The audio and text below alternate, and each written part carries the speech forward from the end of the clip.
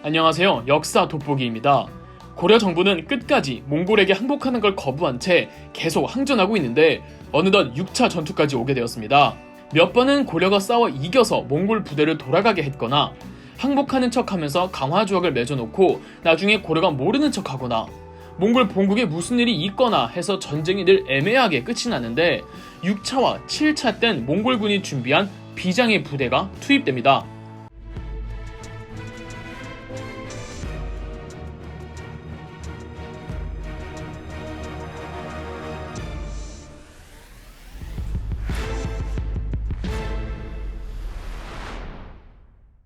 (1254년) 몽골의 강도 높은 약탈에 고려 정부는 결국 먼저 고개를 숙이며 5차 전쟁도 어떻게 마무리되었습니다. 강화의 조건대로 고려 정부는 왕실 사람을 인질로 몽골로 파견하지만 당시 몽골의 4대 칸이었던 뭉케 칸은 고작 고려 왕실 한 명으로는 고려의 충성심을 확인할 수 없다며 고려의 국왕과 당시 군부 독재의 정권을 이어받은 최항 두 사람이 직접 몽골로 찾아와 자신에게 인사할 것을 요구했습니다. 당연히 고려 정부는 들어줄 수 없는 요구였고 고려가 거절할 걸 뻔히 알고 있던 뭉케 칸은 1254년 7월 그러니까 5차 전투가 끝난 지 이제 겨우 반년이 지난 시점에서 자랄타이를 사령관으로 삼아 병력을 주어 고려로 침공하게 했습니다.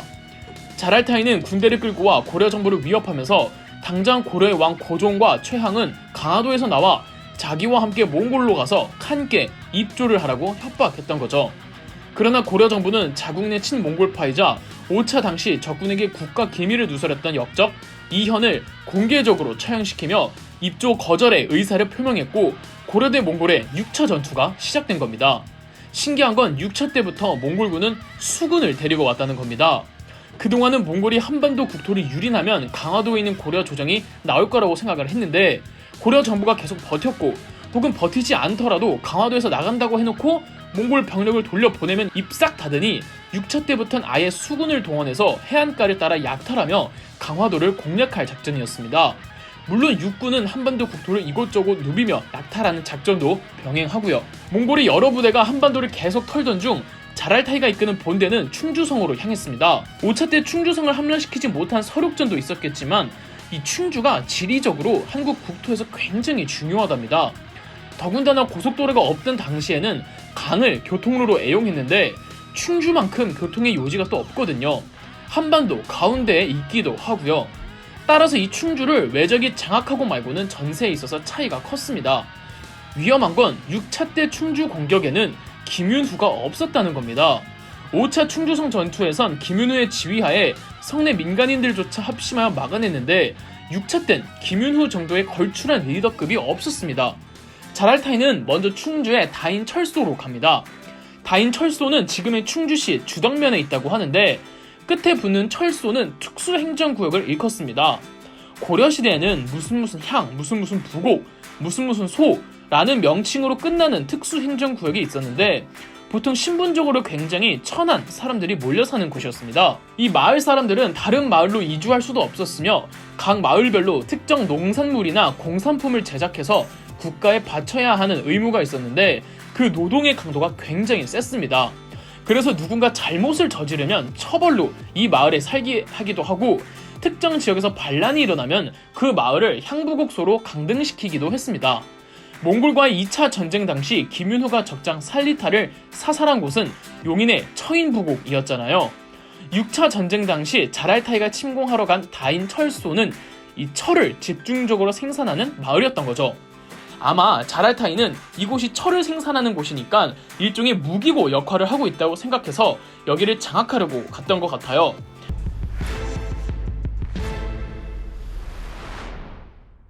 당연하게도 마을 구성 거주민들은 대부분 신분적으로 낮은 단계에 있는 사람들이었고요. 그리고 이 마을들은 마을을 방위하는 군부대들도 얼마 없었습니다. 그런데 이 신분적으로 낮은 단계에 있는 민간인들끼리 합심하여 자랄타이의 몽골 본진 병력을 막아낸 겁니다. 이때 이름은 전해지지 않은 향리, 지씨와 여씨가 민간인들을 잘 단합시켜 지휘를 했다고 합니다. 5차의 충주성 전투에 이어서 6차 때도 또 충주 다인철소 전투는 지배층은 가만히 있고 민간인들이 자기 동네를 목숨 걸고 지켜낸 전투였죠. 덕분에 나중에 다인철소는 소에서 벗어나 일반 마을로 승격되었고 마을 사람들 전부 신분이 하나 더 올라갑니다. 충주성 함락에 실패한 자랄타이는 경북 상주로 갑니다.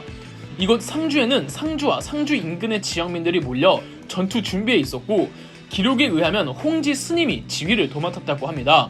전문 군 장교가 아닌 스님이 지휘를 했다는 건 상주 산성에서도 역시 고려군 병력은 없었다는 뜻이고 고려 측 전투 부대도 군인이 아닌 민간인들이었다는 거죠. 상주 산성은 함락시켰을까요? 실패합니다. 공격한 몽골 부대 절반가량이 전투 중 죽었다고 하며 몽골 측 고위 장교도 사살되었다고 합니다. 그러니까 상주 산성 전투의 전과가 어마어마했다는 거죠. 상주 산성 함락에도 실패한 자라타이는 분개해서 어느 한 곳을 집중 공략하는 게 아니라 이곳저곳 돌며 마구 약탈을 자행했고 무려 경남 진주까지 내려가지만 갑자기 본국에서 뭉케칸이 돌아오라는 명령이 떨어져 철군합니다. 야심차게 데려왔던 몽골 측 수군들도 별다른 큰 전투 없이 돌아가야만 했죠. 6차 전투는 뭔가 전반적으로 고려가 이긴 것 같지만 실은 패배에 가까웠습니다. 왜냐하면 이 희생된 수가 너무 많았거든요. 자랄타이가 몽골로 돌아갈 때 데리고 간 고려인 포로가 20만 명이었다고 합니다. 지금 충주시 인구가 21만 명이래요. 당시 인구 비례를 생각해보면 거의 도하나급 인구가 포로로 잡혀간 겁니다. 고려 사회는 당시 처참한 상황을 다음과 같이 기록을 했습니다. 실제 고려사에 실려있는 기록입니다. 이해 몽골군의 포로가 된 남녀가 무려 20만 6,800여 명이었으며 사륙당한 자는 셀 수조차 없었다. 그들이 휩쓸고 간 곳은 다 잿더미가 되어버렸으니 몽고의 침략이 벌어진 이후 이때보다 더 심한 적이 없었다. 잠시 철군 명령을 내렸던 뭉케칸은 다시 자랄타이에게 고려를 침공하게 했고 1255년 9월경부터 7차 전투가 시작됩니다.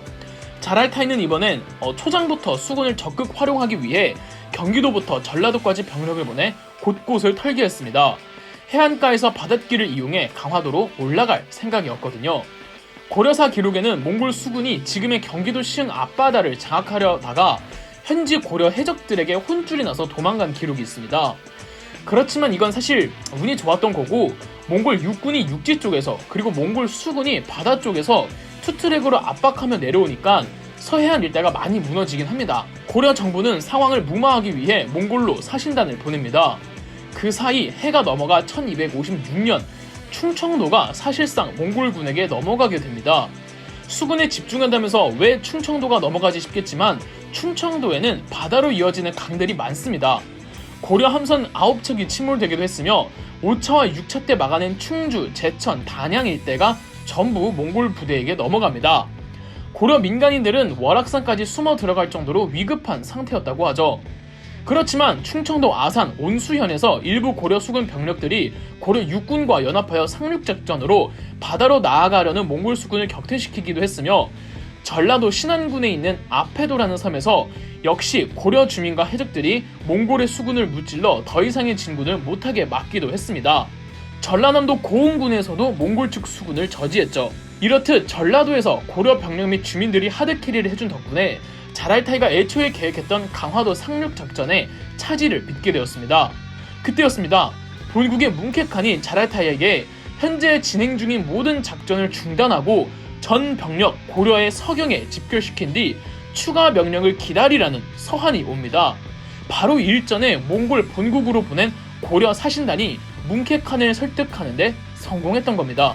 그러나 이는 전쟁 종전이 아니라 잠깐 시간을 끄는 것에 불과했습니다. 그리고 작전이 중단됐을 뿐 자랄타이가 이끄는 몽골 병력은 서경에 머무르며 벼르고 있었죠. 자랄타이는 그동안 고려를 침공해온 역대 모든 몽골 사령관들 중 가장 잔인하고 악랄한 사람이었고 7차 때부터 수군까지 투입되면서 이제 강화도라고 마냥 안전하지만도 않았습니다.